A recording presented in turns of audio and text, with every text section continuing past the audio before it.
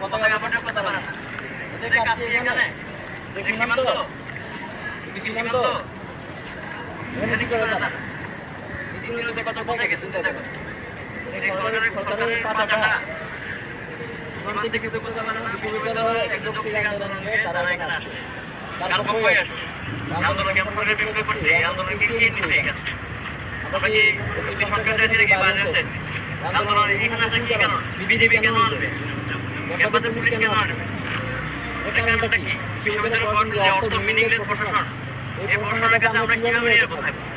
বিশ্ববিদ্যালয়ের প্রশাসন যেখানে যদি আমাদের উপর হামলা করা হয়, মোবাইলের দ্বারা আমাদের উপর হামলা করা হয়, তখন এটা করেছিল। এটা পুলিশ করেছিল। প্রশাসন করেছিল। ওরা কত দিন স্থাপন করেছিল।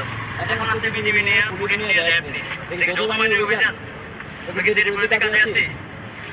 আমাদের কি হাত নিয়ে আসছে?